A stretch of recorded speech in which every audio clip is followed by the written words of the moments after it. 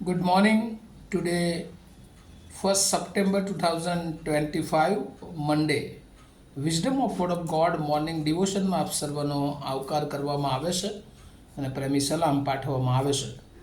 આજે સવારે આપણે પ્રભુના વચનોમાંથી નીતિ વચનોનું પુસ્તક એનો 14મો અધ્યાય અને એની 17મી કલમ પર ટૂંકું મનન કરવા માગીએ છીએ.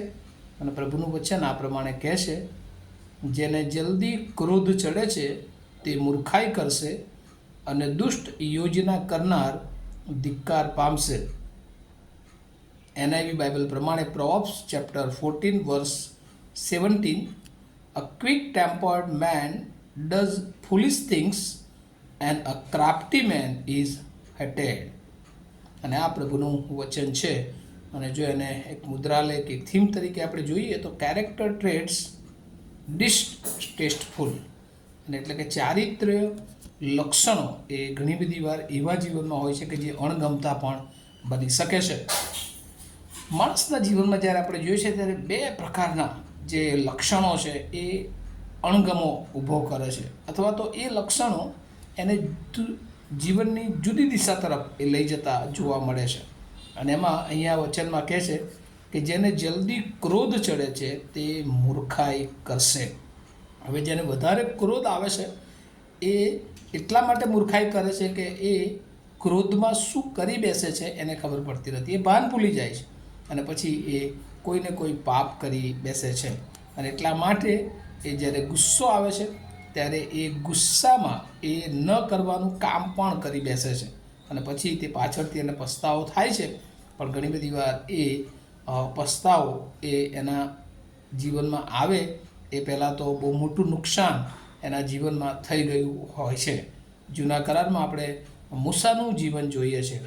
બહુ દેવનો અભિષિક્ત માણસ, દેવને સમર્પિત માણસ, પણ તેમ છતાં વારંવાર ઇઝરાયેલ પ્રજાની કકળાટ અને માંગણીઓને કારણે એને ગુસ્સો આવી જાય છે. અને ગુસ્સામાં ઈશ્વરની ઈચ્છા ન હોવા પણ એ લાકડી દ્વારા જે ગુસ્સો પ્રગટ કરે છે અને એનાથી ઈશ્વર ના ખુશ થાય છે. અને ઈશ્વર એના જીવનમાં જે બાબતો કે પ્રભુએ એના દ્વારા આખી પ્રજા, કારણ કે એ કનાન દેશમાં પ્રવેશ કરે એવી પ્રભુની ઈચ્છા હતી, પણ ત્યાં ઈશ્વરનો ઈરાદો એ બદલાઈ જાય છે. એ ગુસ્સાને કારણે એને કેટલું બધું નુકસાન થાય છે.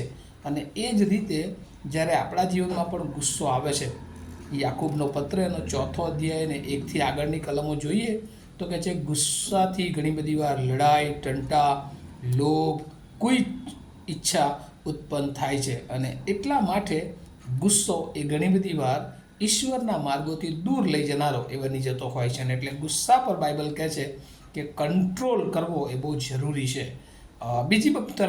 બીજી એક બાબત ત્યાં લખ્યું છે, જેને જલ્દી ક્રોધ ચડે છે તે મૂર્ખાઈ કરશે અને દુષ્ટ યોજના કરનાર ધિક્કાર પામે છે. આ બીજું પ્રકારનું લક્ષણ કે જે પણ માણસને ઈશ્વરના અણગમો પ્રગટ કરે છે, અને એ તો કપટીપણું અથવા દુષ્ટ યોજના કરનાર.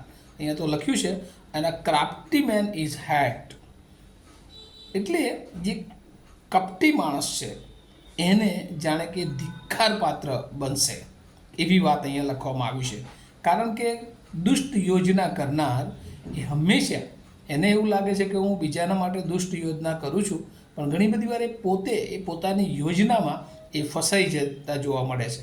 ગુજરાતીમાં જે કહેવત છે એ પ્રમાણે કે ખાડો ખોદે તે ઘણી બધી વાર પડી જતું હોય છે. અને શિકારી ઘણીવાર બીજાને ફસાવવા માટે જાળ નાખે પણ પોતે પણ ઘણીવાર ફસાઈ જતા હોય છે. એટલા માટે આવું બધું બને છે કે દરેકના ઉપર દેવની દ્રષ્ટિ છે.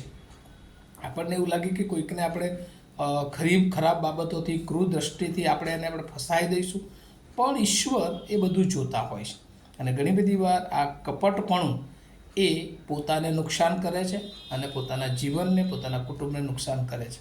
એવું એક નવા કરારમાં આપણે ઉદાહરણ, એક કેરેક્ટર જોઈએ તો યહૂદા ઇસ્કોરિયત, કે જે દુષ્ટ યોજના કરે છે ઈસુ ખ્રિસ્ત માટે, અને અંત એવો આવે છે કે એને પોતાની જાતનો પસ્તાવો થાય છે, પણ એ બહુ મોડું થઈ ગયું હોય છે. એટલે પોતાનું જીવન જાણે કે આત્મહત્યા કરી શકે અને પોતાનું જીવન નાશ કરી દે છે.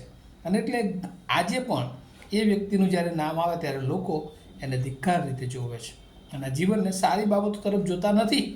એ શિષ્ય હતો, એ લોકોને ખબર છે, તેમ છતાં પણ એને શિષ્ય તરીકેની ઓળખ એ ભૂસાઈ જાય છે, કારણ કે એ દેવને પકડાવવાના માટે, ઈસુ ખ્રિસ્તને પકડાવવા માટે એ દુષ્ટ યોજનામાં સામેલ થાય છે. અને આ એક બીજી બાબત છે, જ્યારે આપણા જીવનોમાં આપણે દુષ્ટ યોજનાઓ કરીએ છીએ, કપટી યોજનાઓ કરીએ છીએ, ત્યારે આપણે પોતે એમાં ફસાઈ જઈએ છીએ. એટલે બાઇબલ આપણને બે બાબતો, ખાસ કરીને નીતિવચન દ્વારા સુલેમાન જે પ્રભુનું વચન આપણને શીખવે છે ને એમાં આપણા જીવનને જો પ્રભુની સાથેના સંબંધમાં નિયમિત રીતે કાયમી એ સ્થાપિત કરી રાખવા છે, તો ક્રોધ ઉપર આપણે કંટ્રોલ રાખવો જોઈએ. અને બીજું કે દુષ્ટ યોજનામાં આપણે સામેલ થવું ન જોઈએ.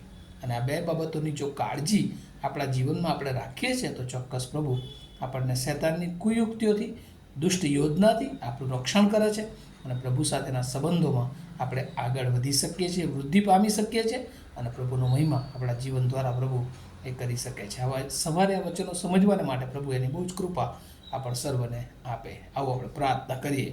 અમારા જીવંત અને દયાળુ ઈશ્વર, અમે બહુ આભાર માનીએ છીએ. જુદી જુદી બાબતો અમારા જીવનોમાં પ્રભુ જે અમને ઘણી બધી વાર એ તમારાથી દૂર કરી દે છે, અને એમાં પ્રભુ ક્રોધ અને કપટી બાબત, દુષ્ટ યોજના, એ અમારા જીવનોમાં શૈતાન એ ઘણી બધી વાર એનો ઉપયોગ કરીને અમને તમારાથી દૂર લઈ જાય છે. ત્યારે આજે સવારે પ્રભુ તમે અમને મદદ કરો, અને પ્રભુ આ બંને બાબતોથી, આ માનવીય લક્ષણો, ગુણોથી અમારા જીવનને તમે મુક્ત રાખો, એ કંટ્રોલ મેળવવા માટે અમને મદદ કરો, એવી પ્રાર્થના ઈસુ પ્રભુના નામમાં સાંભળો, તેનો સ્વીકાર કરો.